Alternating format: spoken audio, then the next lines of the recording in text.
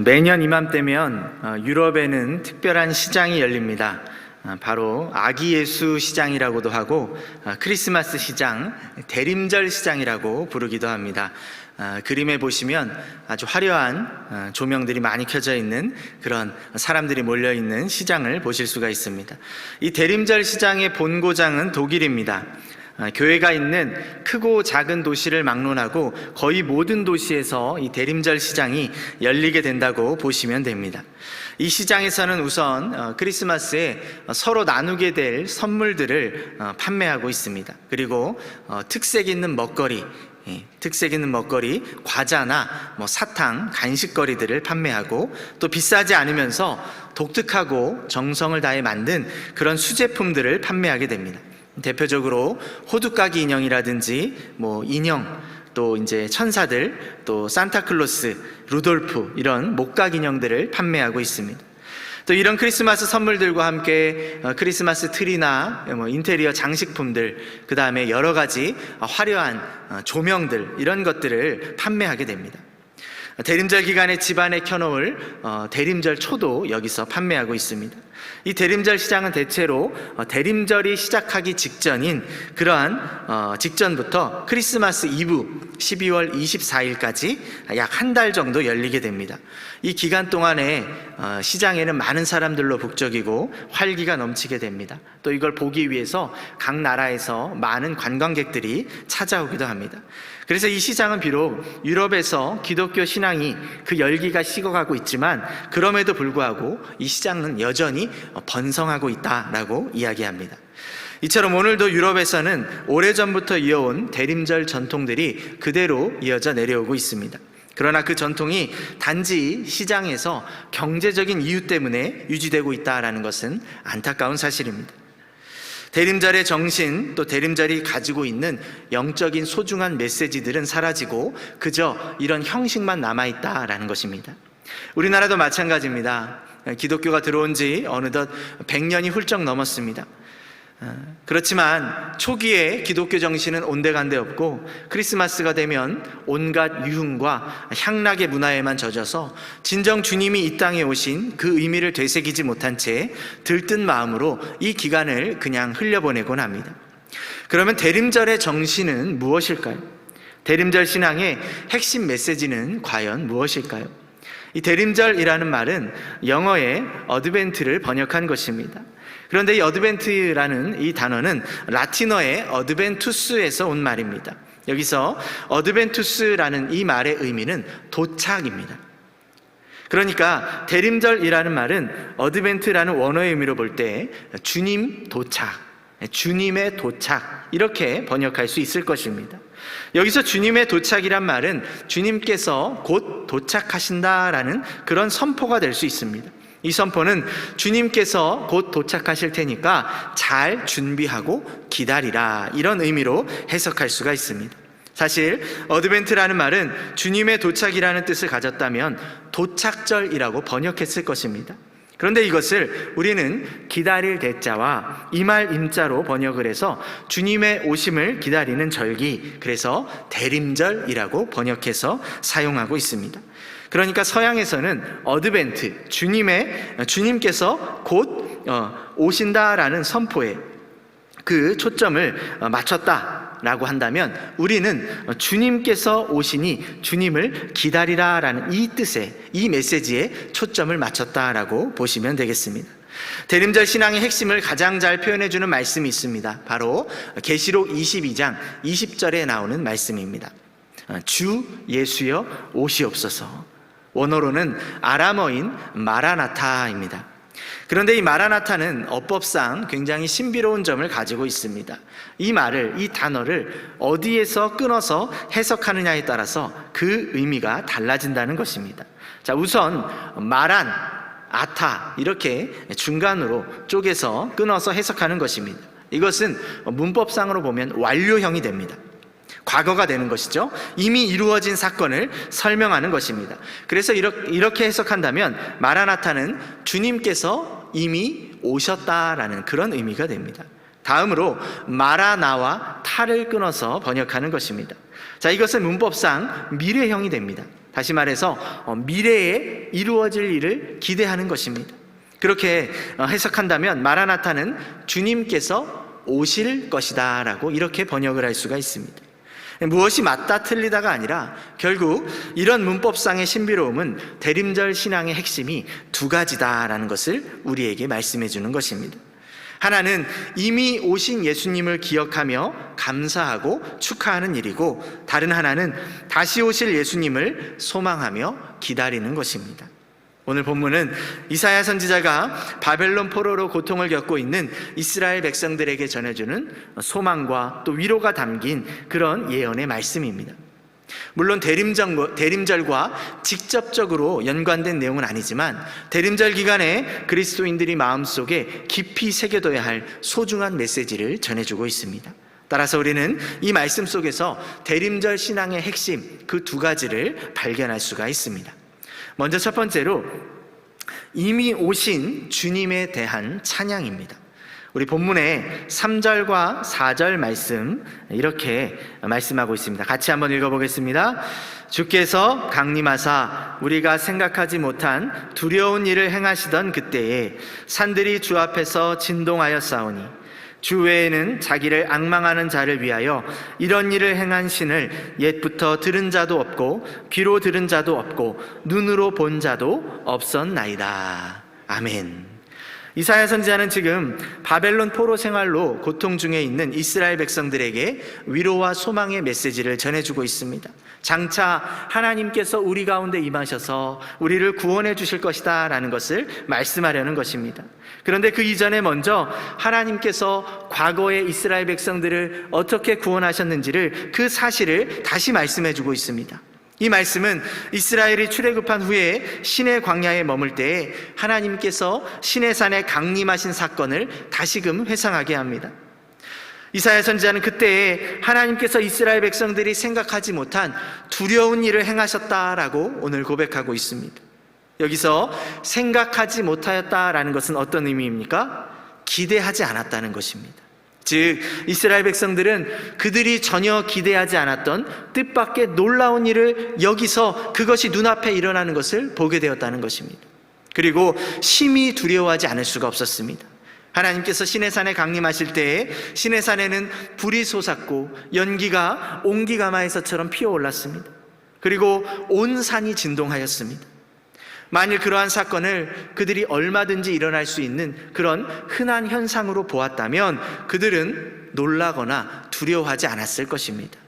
그들이 그렇게 놀라고 두려워한 것은 그들에게 있어서 전혀 생각하지 못한 그런 뜻밖의 일이었다는 사실입니다.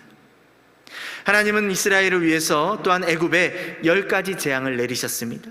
또한 그들이 출애굽한 이후에는 홍해를 갈라주셨습니다. 이 모든 일은 분명 그들을 놀라게 하였을 것입니다.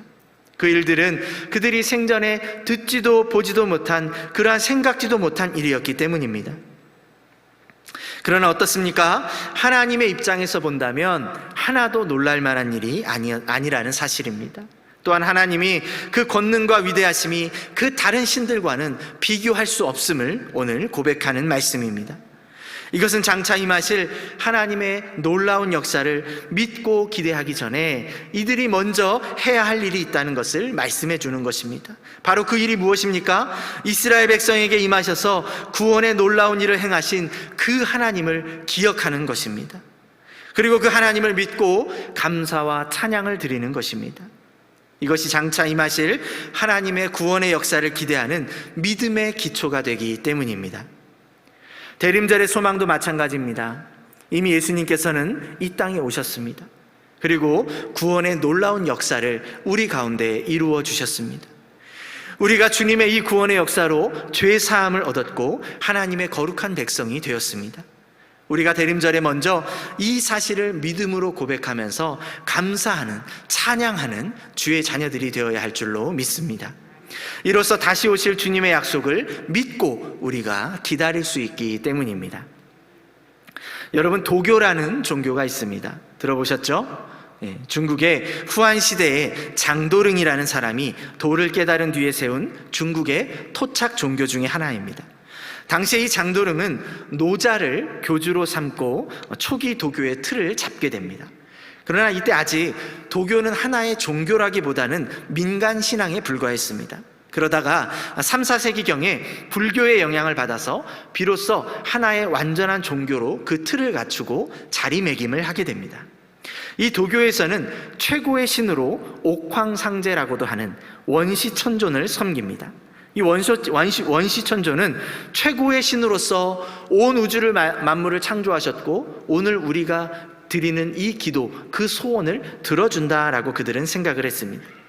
그런데 놀라운 것은 도교에도 우리 기독교 신앙과 같은 성육신 교리와 같은 화신의 교리가 있다는 것입니다. 다시 말해서 신이 인간이 되어서 이 땅에 내려왔다라고 주장하는 교리가 도교에도 있다는 것이죠. 바로 최고의 신인 원시천존이 인간이 되어서 이 땅에 왔는데 그가 바로 그들이 섬기는 노자라는 것입니다. 춘추전국 시대의 철학가인 노자가 바로 신이 인간이 되어서 이 땅 가운데 온 그 사람이다라는 것이죠. 물론 노자는 자신이 신이라고 한 번도 말한 적이 없습니다. 원시천존의 화신이라고 말한 일은 더더욱이 없습니다. 그리고 노자 시대의 사람들도 노자를 신으로 믿은 사람은 아무도 없었습니다. 후대의 도교가 그렇게 만들어서 믿는 것일 뿐입니다. 그러니까 도교가 말하는 화신교리는 그야말로 만들어진 인간의 작품에 불과하다는 것입니다. 그러나 우리 기독교는 다릅니다. 요한복음 1장 14절에 보면 이렇게 말씀하고 있습니다. 말씀이 육신이 되어 우리 가운데 거하심에 우리가 그 영광을 보니 아버지의 독생자의 영광이요 은혜와 진리가 충만하더라 그랬습니다.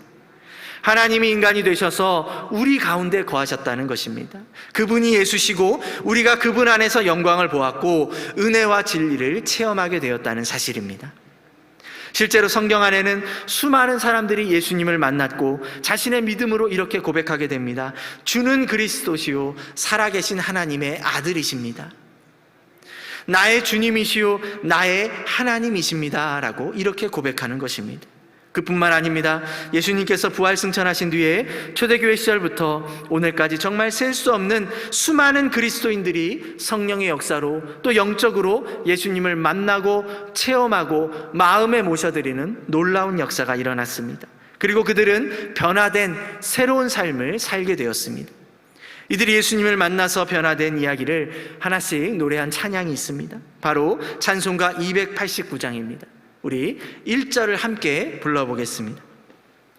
주 예수 내 맘에 들어와 계신 후 변하여 새 사람 되고 내가 늘 바라던 참빛을 찾음도 주 예수 내 맘에 오심 주 예수 내 맘에 오심 주 예수 내 맘에 오심 물밀듯 내 맘에 기쁨이 넘침은 주 예수 내 맘에 오심. 아멘. 네, 그렇습니다. 예수님께서는 이미 메시아로 우리 가운데 이 세상 가운데 오셨습니다. 그래서 이 땅에 구원의 길이 열리게 되었습니다. 더 구체적으로 예수님께서는 우리 각자의 심령에 구주로 주님으로 임재하셨습니다. 그래서 우리의 삶을 새롭게 변화시키셨습니다. 우리 자신이 주님께서 이 세상에 오셨다는 증거이고 우리가 전하는 말이 주님께서 세상에 오셨다는 증언이 되는 것입니다. 여러분, 대림절 신앙은 이미 우리에게 오신 주님을 믿음으로 고백하고 찬양하는 것에서 시작됩니다. 이 기간에 이 세상에 메시아로 오신 예수님, 그 예수님을 더 구체적으로 내 안에 모셔드리고 그 예수님을 만나고 깊이 체험하는 은혜가 있기를 간절히 소망합니다. 두 번째로 다시 오실 주님에 대한 기대입니다. 우리 본문의 1절과 2절 말씀을 다시 한번 읽어보겠습니다. 원하건대 주는 하늘을 가르고 강림하시고 주 앞에서 산들이 진동하기를 불이 섭을 사르며 불이 물을 끓임 같게 하사 주의 원수들이 주의 이름을 알게 하시며 이방 나라들로 주 앞에서 떨게 하옵소서. 아멘. 이사야 선지자는 이제 간절한 마음으로 하나님 앞에 기도하고 있습니다. 바벨론 포로로 고통 가운데 있는 이스라엘 백성들을 구원하시려고 하나님께서 이 땅에 친히 강림해 주실 것을 구하고 있습니다. 이것은 이미 하나님께서 약속하신 것이기 때문에 이제 그 약속대로 우리 가운데 오셔서 우리를 구원해 달라라고 간절히 간구하는 기도입니다. 이사야 선지자가 볼 때 하나님은 마치 자기 백성들에 대하여 하늘 저편으로 몸을 숨기신 것 같았습니다. 그렇게 보였습니다. 그것은 하나님께서 이스라엘 백성들이 고통을 당하고 있는 그 가운데도 침묵하고 계셨기 때문입니다. 정녕 이스라엘 백성들이 바벨론에서 포로 생활을 하고 있는 70년의 세월, 이 기간 동안에 하나님께서 철저하게 당신의 모습을 숨기시고 그들을 외면하신 것으로 보였기 때문입니다. 그것은 다름 아닌 이스라엘 백성들이 하나님의 말씀을 멀리했기 때문이요, 그 말씀에 순종하지 않았기 때문이며 하나님은 침묵으로 그들을 교훈하실 수밖에 없었다는 것입니다. 그러나 그러한 때라도 이사야 선지자는 소망을 잃지 않고 부르짖어 간구하는 모습을 보여주고 있습니다. 대림절의 소망도 마찬가지입니다. 주님께서 재림하실 것은 이미 성경에 구체적으로 예언되어 있습니다. 아니, 단순한 예언이 아니라 하나님의 분명한 약속인 줄로 믿습니다. 이 약속은 반드시 이루어질 것입니다. 그러면 우리는 다시 오실 주님을 기다리며 어떠한 준비를 해야 하겠습니까? 먼저 우리는 주님께서 이 땅 가운데 다시 오실 것을 굳게 믿어야만 합니다.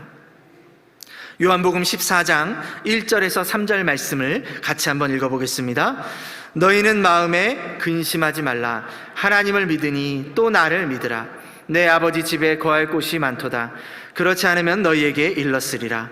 내가 너희를 위하여 거처를 예비하러 가노니 가서 너희를 위하여 거처를 예비하면 내가 다시 와서 너희를 내게로 영접하여 나 있는 곳에 너희도 있게 하리라.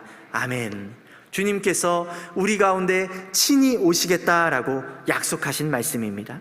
또한 계시록 1장 7절에 보면 이런 말씀이 기록되어 있습니다. 함께 읽습니다. 볼지어다 그가 구름을 타고 오시리라. 각 사람의 눈이 그를 보겠고 그를 찌른 자들도 볼 것이요 땅에 있는 모든 족속이 그로 말미암아 애곡하리니 그러하리라. 아멘.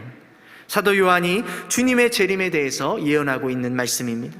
성경에 이와 같이 주님의 재림에 대한 약속과 예언이 1518번이나 언급되어 있습니다.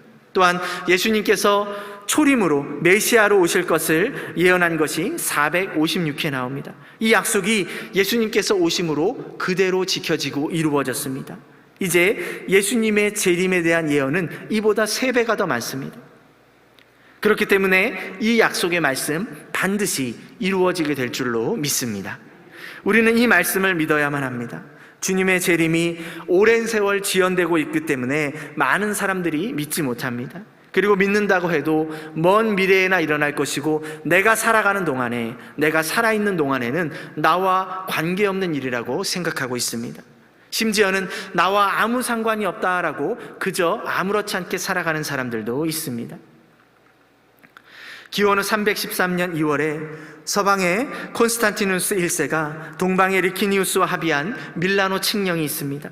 이 밀라노 칙령을 선포함으로 기독교에는 자유가 생기게 되었습니다. 그것은 기독교의 자유뿐만 아니라 로마 정부가 몰수한 교회의 재산을 환원해서 돌려주고 기독교를 황제가 보호하는 새로운 시대의 전환을 의미하는 것이었습니다. 그것은 기독교를 탄압하던 로마 제국이 기독교 국가로 바뀌게 되는 그 분기점을 맞이하게 되었음을 세상에 선포하는 것이었습니다. 아무도 예상하지 못했던 너무나도 놀라운 대사건이 기독교를 그토록 박해하던 로마에서 일어났다는 사실입니다. 밀라노 칙령 이후로 어두컴컴한 암흑 속에 그 카타콤에 숨어 살던 수많은 그리스도인들이 하나님께 감사와 찬양과 영광을 올려드리며 광명한 세상 밖으로 나와서 하나님을 마음껏 예배하게 되었습니다.